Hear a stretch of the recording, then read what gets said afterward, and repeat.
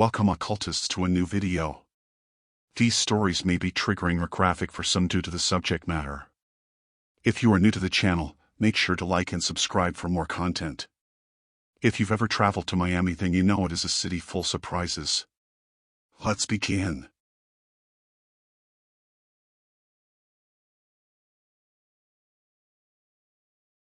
I've always believed that spring break in Miami was the epitome of freedom, a rite of passage for any college student. That belief, however, was shattered during what should have been the best week of my life. What happened in Miami during that fateful spring break trip still haunts me, a chilling reminder of how quickly joy can turn into terror. My friends and I, a group of 5 from a small college in Georgia, had planned this trip for months. We were all eager to experience the famed Miami nightlife and bask in the Florida sun. Our group consisted of me, Jake, Allison, Sarah, and Chris. We were typical college students, young and yearning for adventure. We arrived in Miami on a hot, sunny afternoon, the city buzzing with energy and excitement. Our Airbnb was a modest apartment in South Beach, close to all the action. That first night, we hit the beach, the sound of the waves and the scent of the ocean setting the perfect backdrop for our vacation. The following days were a blur of beach parties, club hopping, and soaking up the vibrant Miami atmosphere. It was during one of these nights, in a crowded club pulsating with music, that we first noticed him, a man who seemed out of place, his eyes following us, particularly Sarah. We thought little of it at the time, chalking it up to the usual oddities you encounter in a bustling city like Miami. Sarah joked about having an admirer, but there was an unease in her laugh that I didn't recognize then. 2 days later, all lounging on the beach, we saw him again. He was a few yards away, pretending to read a newspaper, but his attention was clearly focused on us. This time, unease rippled through our group, the man's presence casting a shadow on our sunny day. We decided to head back to our apartment early, a sense of paranoia settling in. As we walked along the bustling streets of South Beach, I couldn't shake the feeling that we were being followed. I turned around several times, but the sea of people made it impossible to tell. That night, the atmosphere in the apartment was tense. We discussed the man, trying to laugh it off, but the fear was palpable. We double-checked the locks on the doors and windows, a meager attempt at feeling secure. The next day, we tried to reclaim the carefree spirit of our trip. We spent the day exploring Miami, visiting Little Havana, and indulging in Cuban cuisine. But the feeling of being watched lingered, a sinister undercurrent to our laughter and conversations. It was our last night in Miami, and we wanted to make the most of it. We went to a popular nightclub, the music and crowds a welcome distraction. But as the night wore on, I noticed the man again, his gaze fixed on us from across the dance floor. Panic set in, and we decided to leave immediately. We rushed through the crowded streets, the man following closely behind. Our steps quickened, turning into a sprint as we neared our apartment. Once inside, we locked the door and gathered in the living room, out of breath and terrified. Sarah was shaking, her usual composure shattered. We discussed calling the police but worried about overreacting. Then, the unthinkable happened. The power in our apartment cut off, plunging us into darkness. Screams echoed in the pitch-black room, the sound of breaking glass shattering the silence. He was in the apartment. In the chaos, we scrambled to find each other, to defend ourselves against the intruder. I could hear the man's heavy breathing, feel his presence in the darkness. It was a game of cat and mouse, a predator hunting his prey. The struggle was brief but intense. Jake managed to tackle the man, allowing us time to escape. We ran out of the apartment, screaming for help. Neighbors emerged, and lights flickered on, the reality of our situation setting in. The police arrived quickly, their sirens cutting through the Miami night. The man was arrested, a known stalker with a history of harassing women. We learned that he had been tracking Sarah since our first night in Miami, his obsession leading him to break into our apartment. The remainder of the night was spent at the police station, giving statements and trying to process the terror we had experienced. The man had a knife on him, the police told us, a chilling detail that emphasized how narrowly we had escaped a more tragic fate.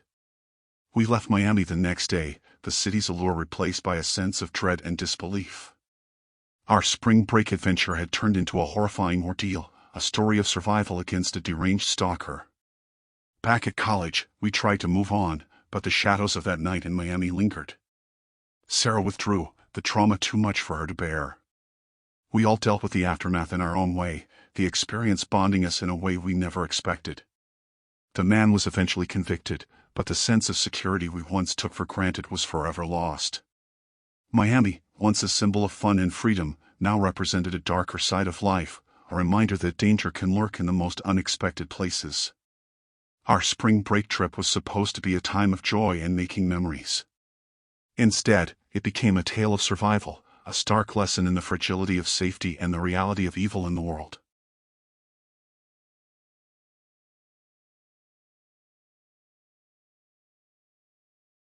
During my years on the force in Miami, I've seen my share of bizarre cases, but there's one that sticks with me, haunting my dreams and leaving me with questions that still linger, unanswered.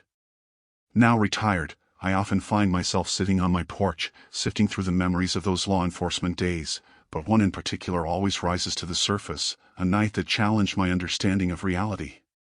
It was a humid Miami night, the kind where the air feels heavy and thick, almost suffocating. I was on night patrol, cruising through the quieter streets, the city's vibrant nightlife a distant echo. My partner, Rick, was out sick, so I was riding solo, a situation I usually preferred. It gave me time to think, to take in the city and the stillness of the night. Around 2 a.m., I got a call about a disturbance in one of the residential areas, a neighborhood that was usually quiet, families mostly. I remember feeling a sense of unease as I made my way there. Miami nights are unpredictable. The city has a way of hiding its darker side beneath the glitz and glamour. I arrived at the address, a quaint single-story house, its front yard bathed in the glow of a streetlight. The front door was ajar, creaking slightly in the gentle night breeze. I called out, announcing my presence, but there was no response. With my hand on my holster, I pushed the door open and stepped inside. The house was in disarray, furniture overturned, personal belongings scattered. A sense of dread filled me as I moved cautiously through the living room, my flashlight's beam cutting through the darkness. That's when I heard it, a faint whisper, almost like a hiss, coming from the kitchen. I approached slowly, my heart pounding in my chest. As I entered the kitchen, the sight that greeted me was something out of a nightmare. There, crouched on the kitchen floor, was a woman, her eyes wide with an unspoken terror. But it was what surrounded her that sent chills down my spine, snakes, dozens of them, slithering around her in a macabre dance. Their eyes glinted in the flashlight beam, their hisses filling the room with a sinister soundtrack. I froze, my mind struggling to process the scene before me. The woman, her gaze locked on mine, seemed to be in a trance, her body unmoving, encircled by the serpents. I called for backup, my voice barely more than a whisper, my eyes never leaving the woman and the snakes. I didn't dare move, afraid of provoking the creatures. The wait for backup felt like an eternity. The woman suddenly began to whisper, her voice a chilling melody that seemed to resonate with the snakes. They moved in rhythm with her words, a scene so surreal I questioned my own sanity. When backup finally arrived, the situation took an even stranger turn. The moment the other officers stepped into the kitchen, the snakes recoiled, slithering away into the shadows as if they were never there. The woman collapsed, her trance broken, sobbing uncontrollably. We cleared the house, but found no sign of the snakes. It was as if they had vanished into thin air. The woman, still shaken, couldn't provide any coherent explanation. She kept muttering about a family heirloom, a necklace she had found in the attic earlier that day, but her words were fragmented, lost in her trauma. The necklace in question was lying on the kitchen table, a crude piece of jewelry with an emblem that resembled a snake. I remember feeling an unexplainable aversion to touching it, a deep-seated instinct to keep my distance. The case was filed as a breaking and entering, the snakes presumed to be someone's twisted idea of a prank, but I knew there was more to it. The way they moved, the way the woman spoke to them, it hinted at something ancient, something unexplainable. I visited the woman a few days later, hoping for some answers. Her demeanor had changed drastically. She was no longer the terrified victim I had encountered that night. She spoke of the necklace with a reverence that unsettled me, claiming it was a gift from her ancestors, protectors from another realm. Her words were like pieces of a puzzle I couldn't solve, a story that bordered on the supernatural. She refused to part with the necklace, her eyes possessing a fervor that reminded me of the trance she was in that night. I left her house with more questions than answers, a feeling of unease settling in my gut.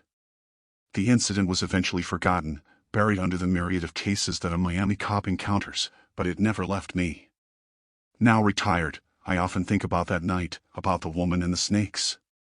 I wonder about the necklace and its supposed powers, about the line between reality and the supernatural.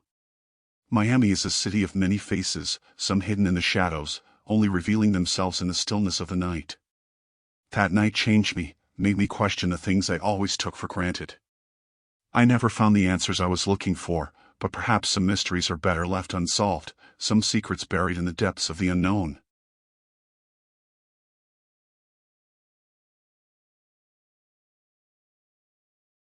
Working retail at Everyday Essentials, a 24-hour store in a sleepy part of town, was mostly uneventful.